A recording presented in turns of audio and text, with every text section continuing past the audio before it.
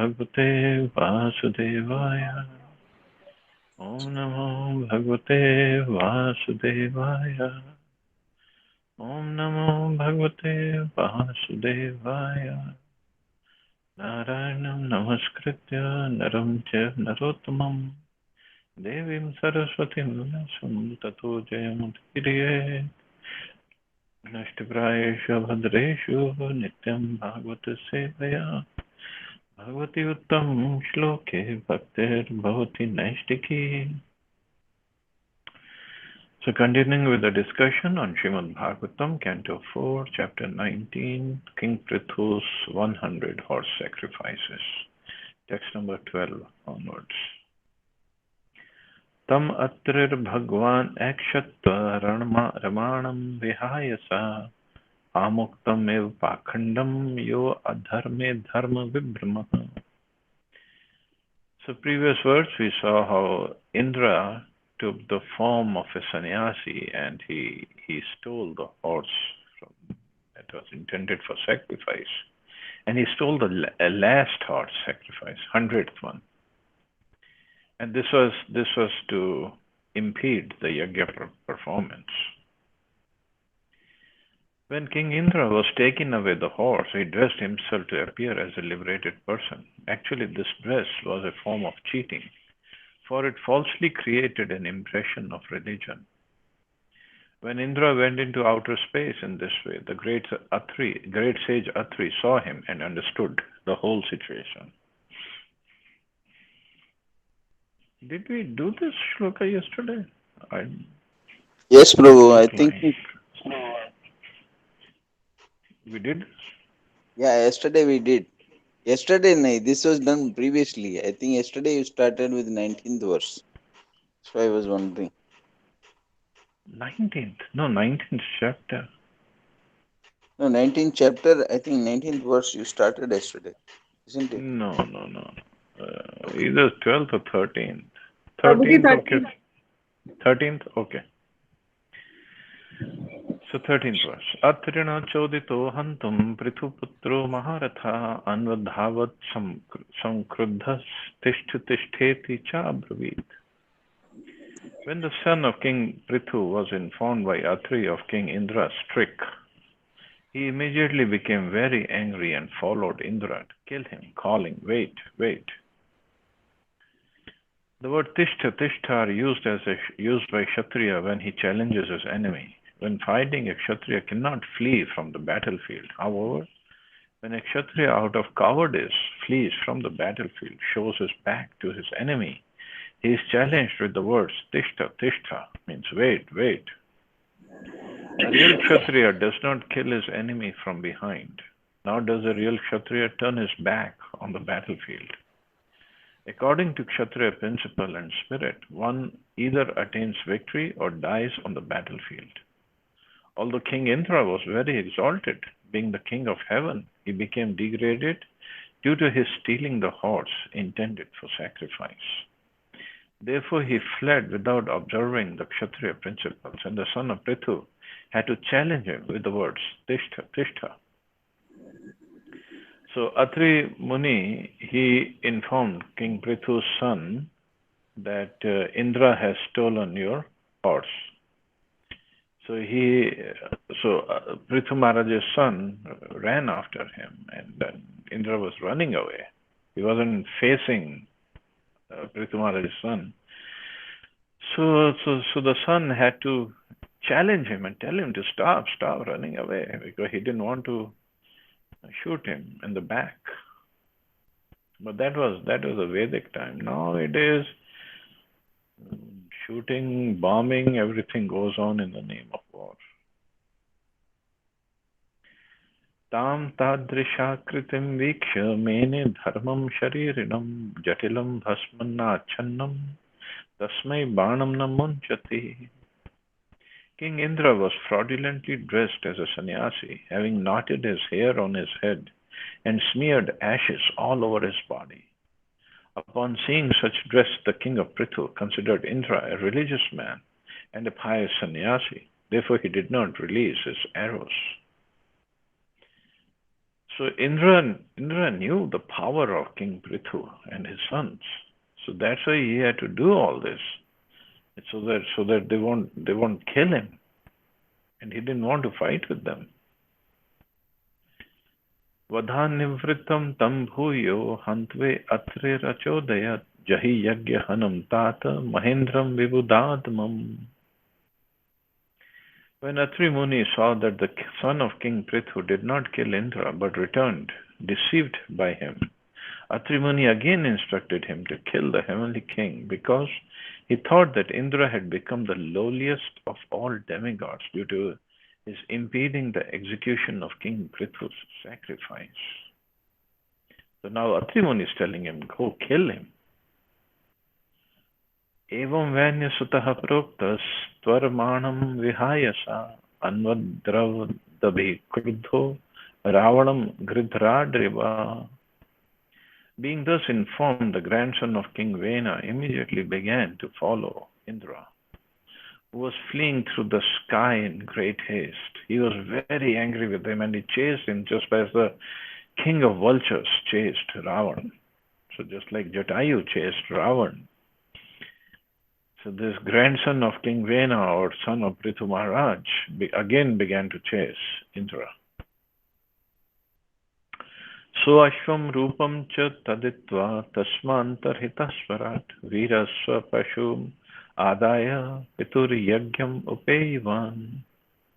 When Indra saw that the son of Prithu was chasing him, he immediately abandoned his false dress and left the horse. Indeed, he disappeared from that very spot, and the great hero, the son of Maharaj Prithu, returned the horse to his father's sacrificial arena.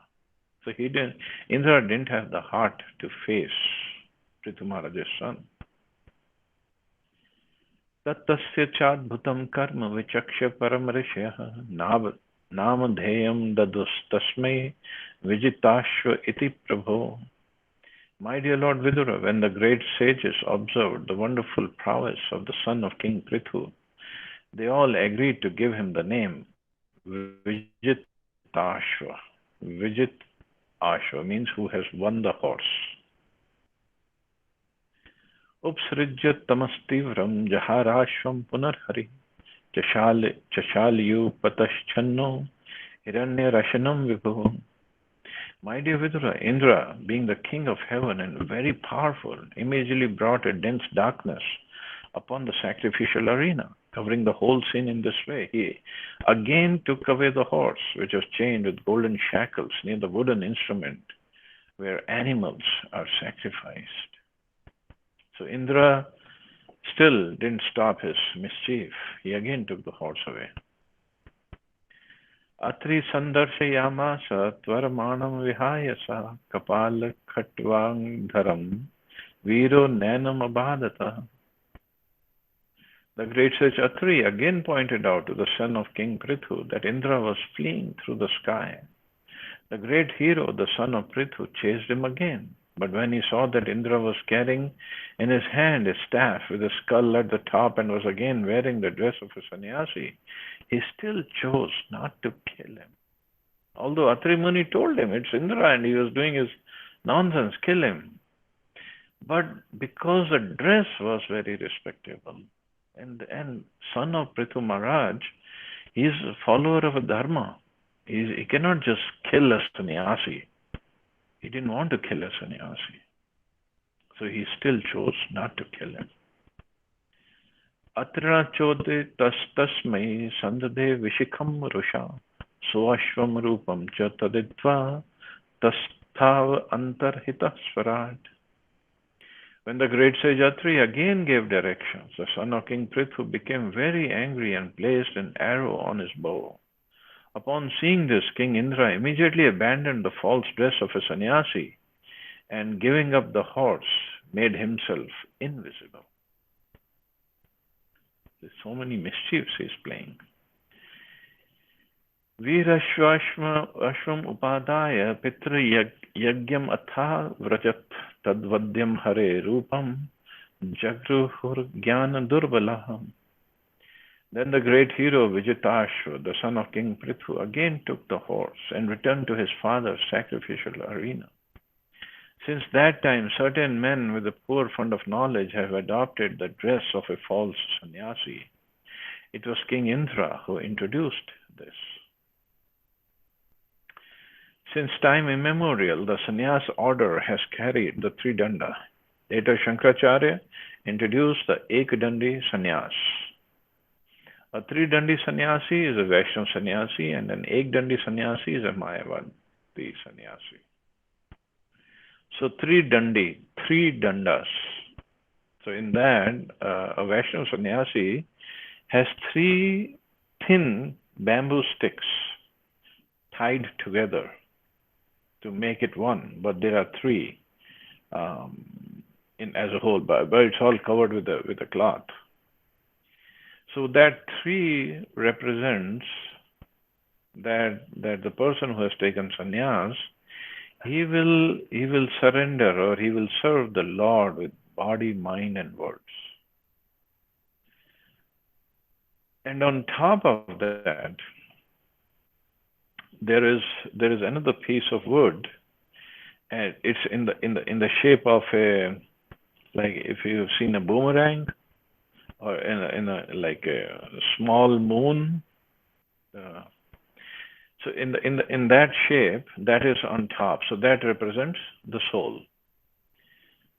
So so the sannyasi means he's taking a vow that he will serve the Lord with the soul, with the body, with the mind, and with the words.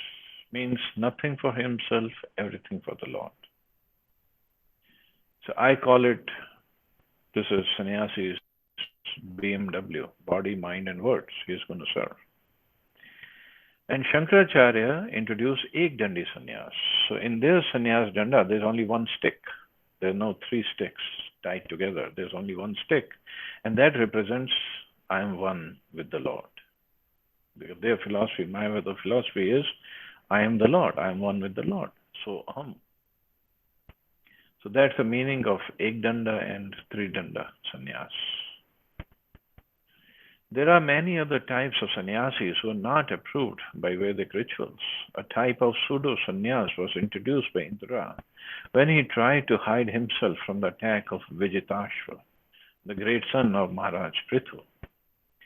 Now there are many different types of sannyasis. Some of them go naked, and some of them carry a skull and a trident, generally known as Kapalika.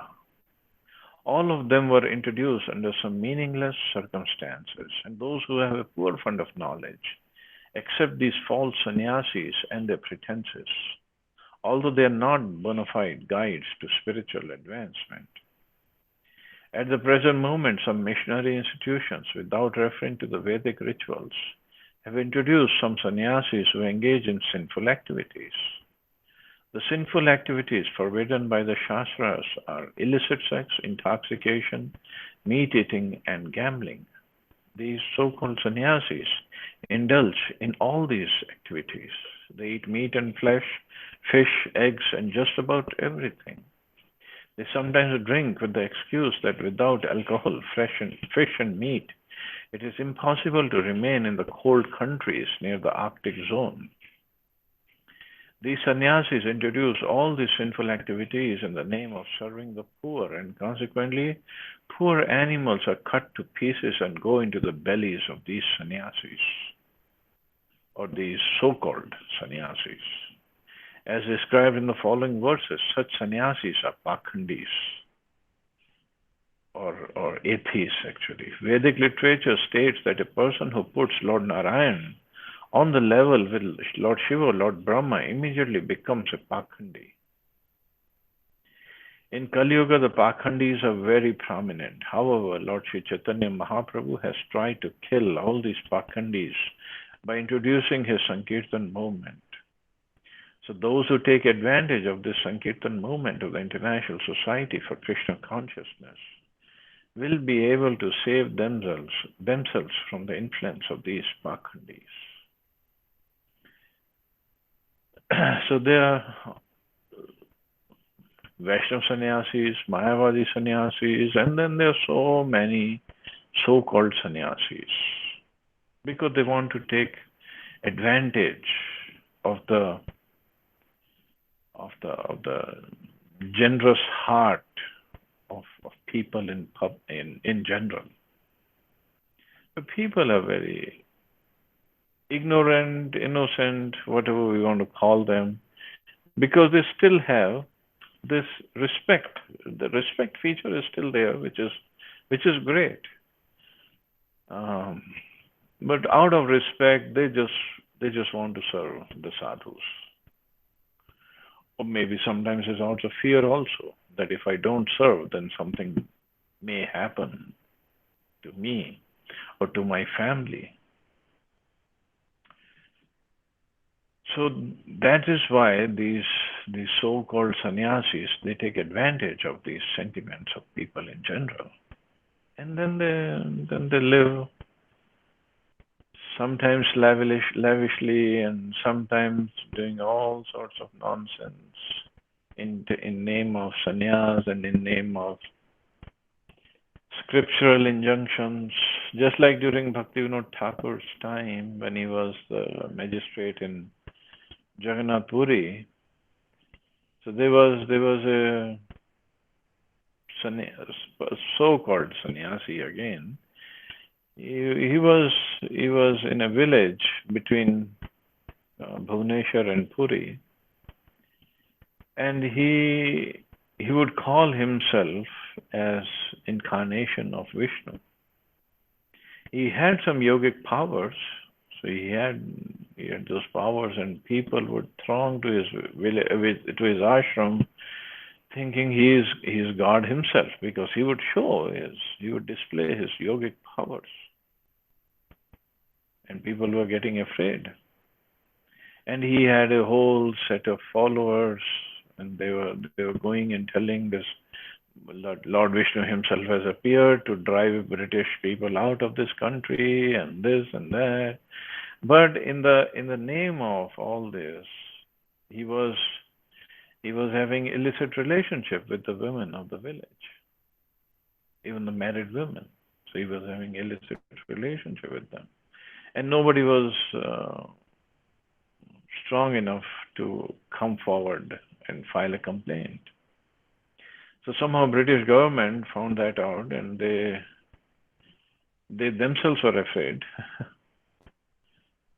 So they chose Bhaktivinoda Thakur, because Bhaktivinoda Thakur was known for his strong judgments and fearless attitude, and he was a magistrate in Jagannath Puri.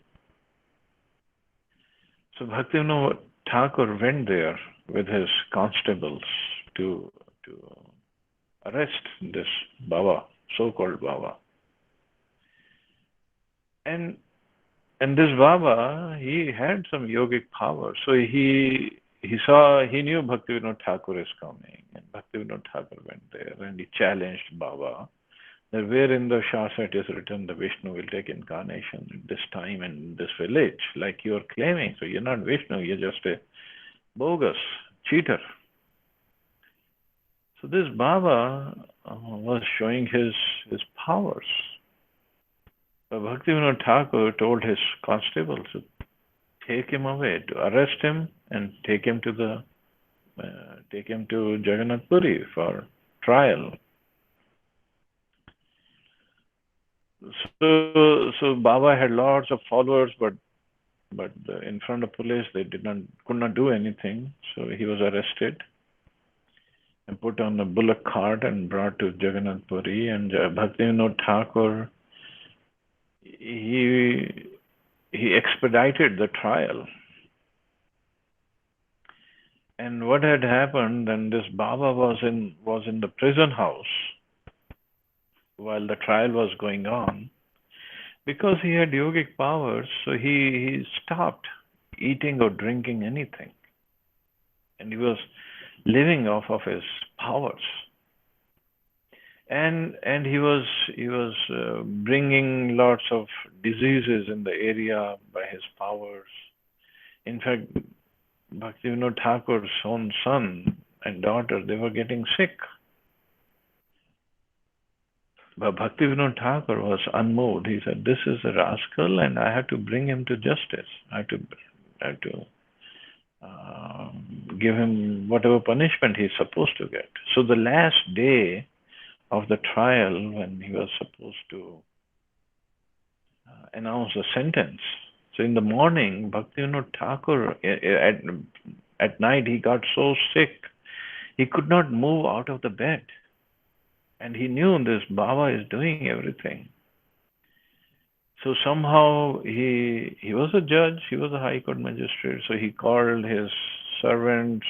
They came, they put him on the palanquin and took him to the court. So in the court, Bhaktivinoda Thakur announced a sentence. I think he put him in prison for 2 or 3 years or something like that. That was the sentence. So, but when this Baba was moving and he was still shouting, "Oh, I will see you," and this and that, there was one English constable, a policeman, inspector, I guess. So he had read that these Babas, they have their spiritual powers in their shikha, and that is why they keep the shikha tied up. So he jumped on that Baba and he had a scissor in his hand and he cut off that shikha. And it really was, his spiritual powers was in this shikha. So as soon as the shikha was cut, and because he hadn't eaten for maybe a month or so, he immediately fell to the ground because there was no strength in his body. All the spiritual strength was gone with his shikha. He immediately fell to the ground and died. All his followers, they saw him and they were worshipping him. So, and now they saw him dead. They all just ran away. And then everybody in the house of Bhaktivinoda Thakur also got okay, because that whatever tantra mantra he had used, they were gone. So there are so many so-called sannyasis or Babajis roaming around who really have no spiritual standing. But this is what Indra did. Indra introduced this thing in the society, and everybody's people are taking advantage of it. And in the process, they don't respect the real sannyasis. What happens when you got bad example, then you don't want to follow anybody. Generally, people do that. So then every sannyasi becomes bad because they have had one bad experience. And in Kali Yuga, there will be so many experiences. It is bound to happen. Yani rupani jagrihe indro haya jihirshaya tani papasya khandani lingam khandami hochyate. Whatever different forms Indra assumed as a mendicant because of his desire to seize a horse were symbols of atheistic philosophy. According to Vedic civilization, sannyas is one of the essential items in the program of the Varnashram institution. One should accept sannyas according to the parampara system of the acharyas. At the present moment, however, many so-called sannyasis or mendicants have no understanding of God consciousness. Such sannyas was introduced by Indra because of his jealousy of Maharaj Prithu, and what he introduced is again appearing in the age of Kali. Practically none of the sannyasis in this age are bona fide. No one can introduce any new system into the Vedic way of life. If one does so out of malice, he is to be known as Pashandi or atheist.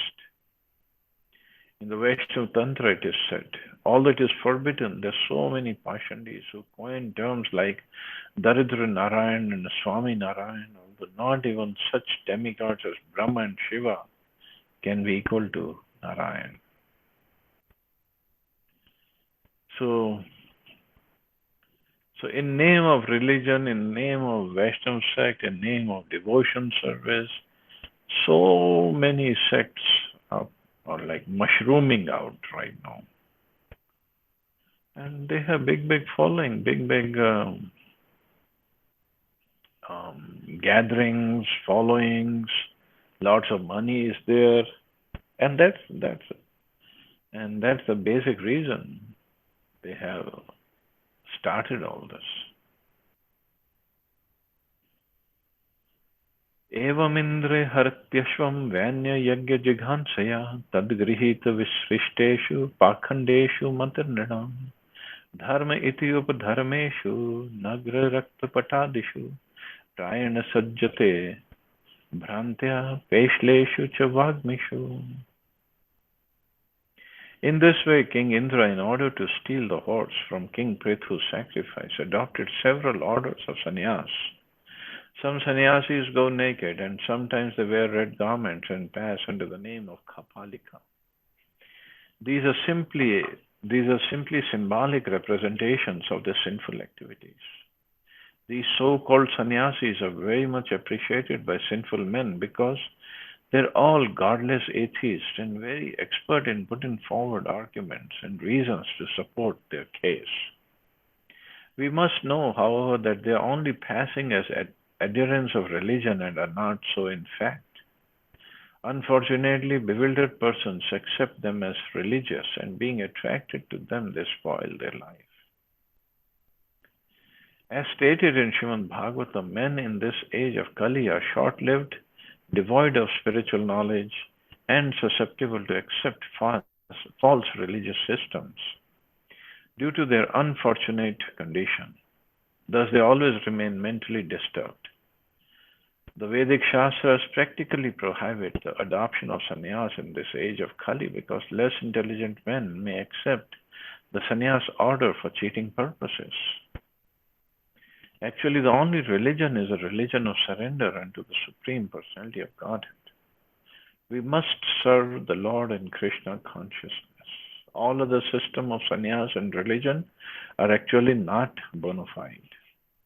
In this age, they're simply passing for religious systems. This is most regrettable. But this is a symptom of Kali Yuga. Nobody really knows what the real religion is. So in name of sannyasi, in name of Babaji, or false renounced or religion, everything goes on. Everything. So many things go on. And actually, they have so much of following that nobody wants to take any risk by exposing them. Just like Bhaktivinoda Thakur exposed this cheater, nobody has those guts to expose these kind of people. So since we are not that pure that we can expose, at least we should preach our message properly. And then hopefully somebody will listen, somebody will hear, and then they will understand what is what. And then try to follow the right person, try to follow Srila Prabhupada, read his books, and make one's life successful. So we have to preach more and more and more and more. That's the only solution. We cannot confront any of these so-called sannyasis. So anyway, we'll stop here. See anybody has any questions or comments?